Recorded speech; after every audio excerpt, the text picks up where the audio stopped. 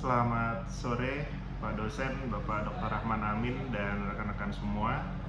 Perkenankan, saya Aryo Bagas Galih, mahasiswa Fakultas Hukum dengan NPM mahasiswa 2025 116 1008 untuk memberikan penjelasan berupa resume mata kuliah pengantar Hukum Indonesia dari bab 4 hingga bab 6 sebagai pelengkap tugas mata kuliah pengantar Hukum Indonesia. Resume sistem hukum dimulai dari pengertian sistem dan sistem hukum. Sistem dipahami sebagai suatu kesatuan yang tersusun dari bagian-bagian yang saling terhubung, bekerja secara terpadu dan diarahkan untuk mencapai tujuan tertentu. Dalam konteks hukum, sistem hukum adalah struktur yang mencakup 3 unsur utama. 1. Struktur hukum, yaitu lembaga dan aparat penegak hukum. Dalam konteks ini, polisi, kejaksaan, dan pengadilan. 2. Substansi hukum, meliputi aturan, norma, dan peraturan perundang-undangan. Yang 3. Kultur hukum, berupa kesadaran, sikap, dan perilaku masyarakat terhadap hukum. Ketiga unsur ini harus berjalan seimbang dan beriringan agar hukum dapat berfungsi secara efektif. 2. Macam-macam sistem hukum di dunia. Hukum Eropa kontinental atau civil law berasal dari Corpus Juris Civilis dan kemudian dikodifikasi dalam Kode Sivil Prancis di tahun 1804. Ciri utama sistem ini adalah 1. Hukum tertulis yang lengkap dan sistematis. 2. Hukum tidak menciptakan hukum baru, hanya menafsirkan hakim tidak menciptakan hukum baru, hanya menafsirkan undang-undang. 3. Menjunjung tinggi kepastian hukum atau legal certainty. Civil law masih menjadi dasar hukum di mayoritas negara Eropa dan Asia, termasuk Indonesia.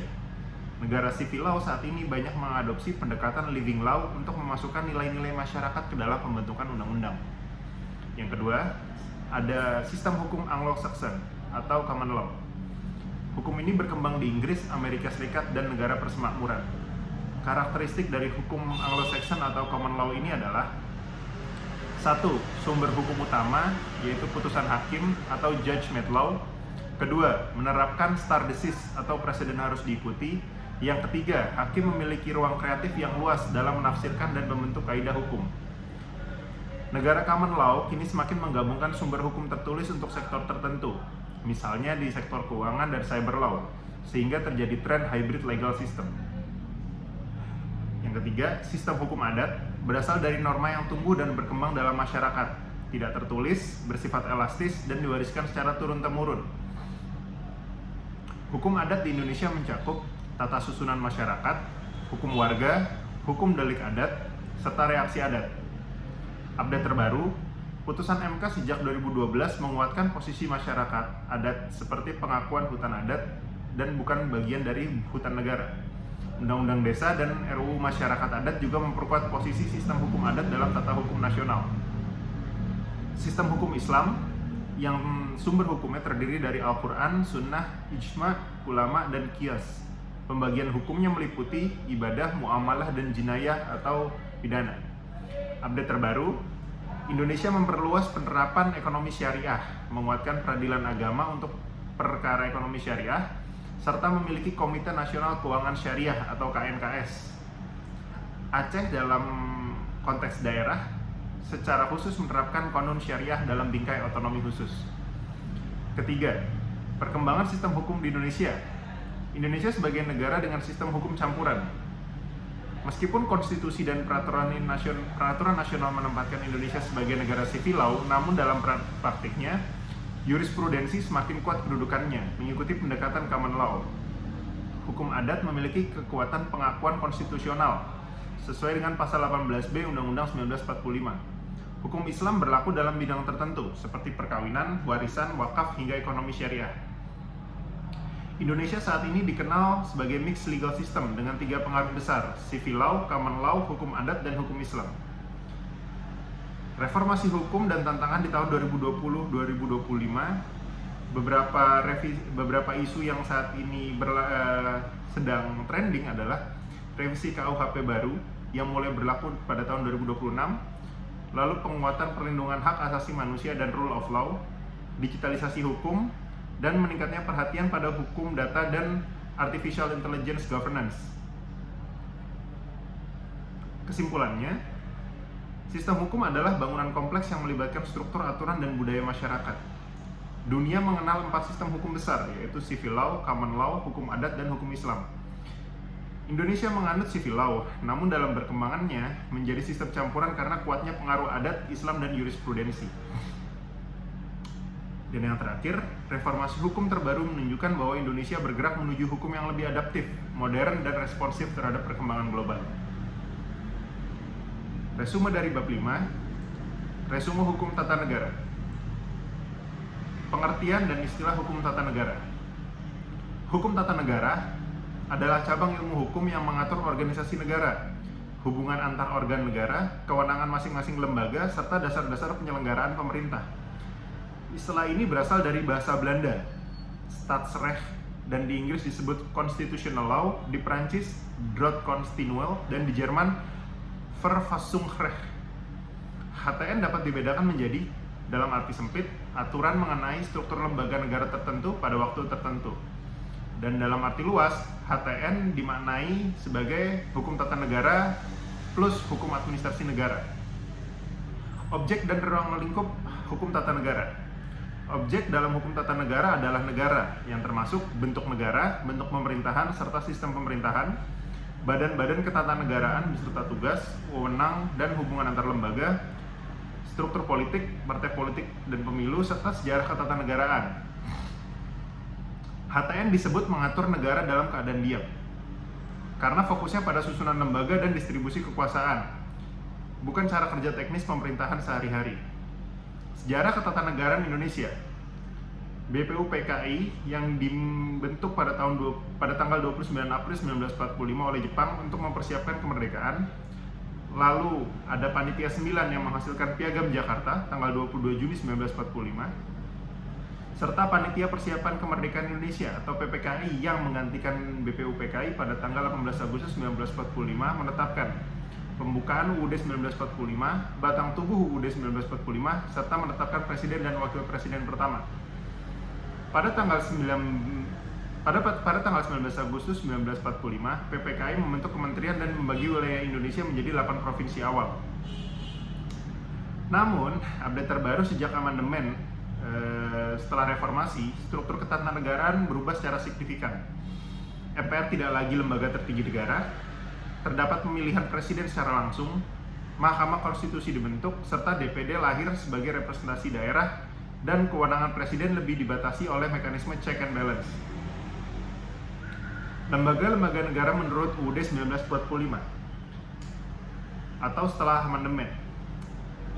MPR atau Majelis Permusyawaratan Rakyat beranggotakan DPR plus DPD mengacu pada pasal 2 Undang-Undang Dasar 1945, berwenang mengubah dan menetapkan UUD, melantik presiden atau wapres, dan memberi putusan pemberhentian presiden. Tugas tambahan menurut Undang-Undang MD 3 adalah memasyarakatkan Pancasila, UUD 1945, NKRI, dan Bhinneka Tunggal Ika. Presiden dan Wakil Presiden memegang kekuasaan pemerintahan sesuai dengan pasal 4, mengajukan RUU, menetapkan peraturan presiden, menyatakan perang, membuat perjanjian internasional, mengangkat duta, dan menyatakan keadaan negara dalam bahaya, dan memberi gerasi, amnesti, serta abolisi. Pada perkembangan terbarunya, Presiden memiliki kewenangan besar, tapi tetap harus bekerja dalam sistem check and balance, DPR, MK, dan lembaga independen. Terdapat perluasan peraturan darurat dalam konteks pandemi COVID-19 yang menimbulkan diskusi akademik tentang batas kewenangan eksekutif. DPR memegang kekuasaan membentuk undang-undang sesuai dengan pasal 20, memiliki fungsi legislatif, anggaran, dan pengawasan, dilengkapi hak-hak seperti interpelasi, angket, dan menyatakan pendapat, memberi persetujuan terkait perang, perjanjian internasional, amnesti, pengangkatan duta, dan pemilihan anggota BPK, KY, Hakim Agung, dan Hakim MK. Update terbarunya, produktivitas legislasi meningkat, tetapi sering dikritik karena kurang partisipatif. Isu revisi Undang-Undang Ibu Kota Negara, Undang-Undang MK, dan RKUHP menjadi sorotan publik tahun 2023 hingga 2025. Lalu ada DPD atau Dewan Perwakilan Daerah berwenang mengajukan RUU terkait otonomi daerah, pemekaran daerah, serta hubungan pusat dan daerah, sumber daya alam, dan perimbangan keuangan, melakukan pengawasan terhadap implementasi undang-undang terkait daerah. Badan Pemeriksa Keuangan memeriksa pengelolaan dan pertanggungjawaban keuangan negara dan bersifat independen, serta hasil pemeriksaan diserahkan ke DPR, DPD, dan DPRD. Update terbarunya, laporan BPK menjadi rujukan utama dalam pengawasan penggunaan APBN dan APBD, khususnya terkait dana pemilu 2024, bantuan sosial, dan IKN, dan lainnya. Mahkamah Agung melakukan peradilan pada tingkat kasasi, menguji peraturan di bawah undang-undang, serta membawahi peradilan umum, agama, militer, dan TUN. Update terbaru, MA menangani kasus besar seperti korupsi, sengketa pilkada, dan perkara ekonomi syariah. Isu etik di internal MA juga menjadi perhatian publik. Lalu, Komisi Yudisial yang sifatnya mengusulkan pengangkatan Hakim Agung, menjaga dan menegakkan kehormatan serta perilaku hakim, menyusun kode etik bersama Mahkamah Agung. Lalu ada Mahkamah Konstitusi yang sifatnya menguji undang-undang terhadap undang-undang dasar, menyelesaikan sengketa kewenangan lembaga negara, membubarkan partai politik, mengadili sengketa hasil pemilu, serta menilai pendapat DPR untuk pemaksulan presiden. Update terbarunya, MK sangat berperan pada pemilu 2024 dan berbagai uji materi seperti Undang-Undang IKN, Undang-Undang Cipta Kerja, dan Undang-Undang Pemilu. Isu etik MK termasuk konflik kepentingan sempat menjadi sorotan nasional pada tahun 2023 hingga 2024 mendorong revisi Undang-Undang MK. Kelima, perkembangan modern hukum tata negara Indonesia. Beberapa perubahan penting yang terjadi di tahun 2020 dan 2025 adalah penguatan konsep check and balance antara DPR, Presiden, MK, dan lembaga independen, peningkatan digital governance, e-court, e-budgeting, e-money, konstitusionalisasi HAM, diskursus reforma konstitusi terbatas, dan penguatan otonomi daerah dan isu ibu kota Nusantara. Kesimpulannya, hukum tata negara memberikan dasar penyelenggaraan kehidupan negara. Setelah amandemen Undang-Undang Dasar 1945, Indonesia mengadopsi model ketatanegaraan modern dengan pemisahan kekuasaan yang lebih jelas dan pengawasan antar lembaga yang semakin kuat. Perkembangan terbaru menunjukkan bahwa hukum tata negara Indonesia terus bergerak menuju sistem yang lebih transparan, demokratis, dan responsif terhadap perubahan sosial politik. Lalu ada hukum administrasi negara. Pengertian hukum administrasi negara adalah cabang hukum publik yang mengatur tata hubungan antara pemerintah dengan warga negara, termasuk cara pejabat mengelola urusan publik. Istilah ini berasal dari Belanda, Administratiefrecht, di Jerman ada Verwaltungsrecht, di Prancis ada Droit administratif, di Inggris dan United States adalah administrative law. Menurut pandangan beberapa ahli, menurut Utrecht, hukum administrasi negara adalah hukum yang mengatur hubungan hukum istimewa antara pemerintah dan warga negara. Menurut Van Apeldoorn, hukum administrasi negara mengatur tata perilaku pejabat dalam menjalankan tugas pemerintahan. Lalu menurut Kusumadi Pujosuwojo, hukum administrasi negara mengatur bagaimana pemerintah bertindak dalam memenuhi tugas publik. Kesimpulannya, hukum administrasi negara menjadi hukum operasi negara dalam memberikan pelayanan publik, menetapkan keputusan, dan mengelola kepentingan umum. Sumber hukum administrasi negara terdiri atas sumber material. Faktor yang membentuk substansi hukum administrasi negara antara lain filosofis, historis, dan sosiologis. Sumber formal.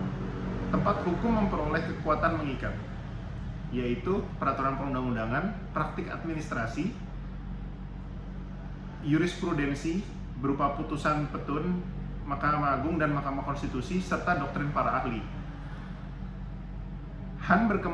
Hukum administrasi negara berkembang pesat melalui jurisprudensi pengadilan tata usaha negara, terutama dalam kasus kewajiban pemerintah memberikan pelayanan publik minimal, pencabutan izin usaha, termasuk dalam kasus pertambangan, perkebunan, dan financial technology. Peraturan pemerintah yang diuji melalui judicial review atau JR di MA. Objek hukum administrasi negara yaitu mengatur hubungan hukum antara pemerintah dan masyarakat, tindakan pemerintah dalam menjalankan tugas, regulasi, pengelolaan, dan pelayanan publik, serta penyelenggaraan kepentingan umum. Objek utama hukum administrasi negara adalah tindakan pejabat pemerintahan, baik dalam bentuk keputusan, peraturan, maupun layanan administratif. Perbuatan administrasi negara. Tindakan pemerintah terdiri dari perbuatan hukum yang memiliki akibat hukum, meliputi hukum privat dan hukum publik.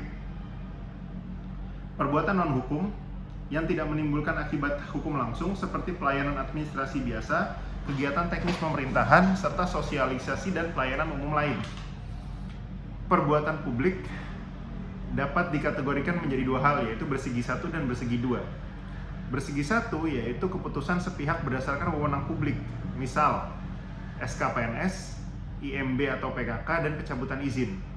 Serta bersegi dua yaitu perjanjian antara pemerintah dan pihak lain, misal kontrak pembangunan jembatan dan kerjasama swasta. 5. Ketetapan administrasi negara. Ketetapan adalah tindakan sepihak pejabat pemerintah yang menimbulkan, mengubah, atau menghapus hubungan hukum. Agar sah, ketetapan harus memenuhi satu syarat material, yaitu pejabat berwenang tidak ada cacat kehendak, dan syarat formil, yaitu prosedur, bentuk, dan pemberitahuan sesuai ketentuan.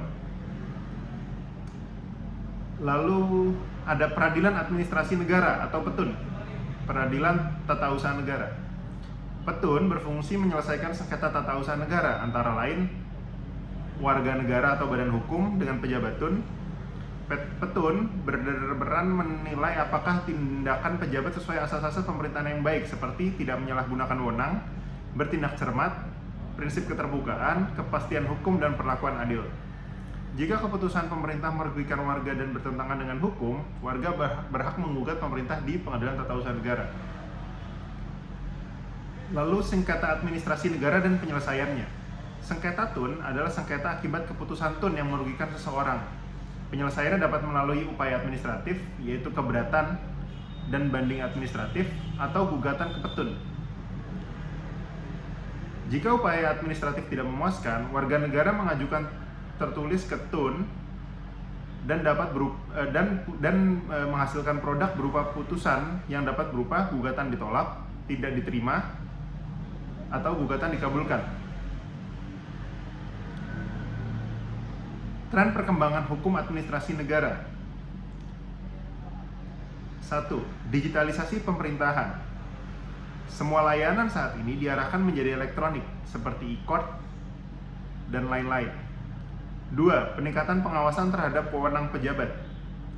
Dalam Undang-Undang Nomor 30 Tahun 2014 memperluas peran PETUN dalam mengontrol tindakan diskresi dan penyalahgunaan wewenang. 5. Yang terakhir, peningkatan litigasi administratif terkait bisnis dan investasi. Pertumbuhan gugatan yang terdapat di PETUN meliputi izin tambang, izin lingkungan, pencabutan izin usaha, serta pencabutan perizinan elektronik di OSS. Kesimpulannya, hukum administrasi negara merupakan instrumen utama yang mengatur bagaimana pemerintah bekerja, bertindak, dan berhubungan dengan masyarakat.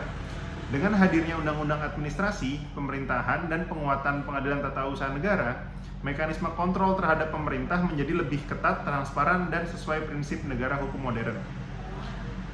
Demikian resume mata kuliah terkait dengan hukum administrasi negara dari bab 4 hingga bab 6. Terima kasih.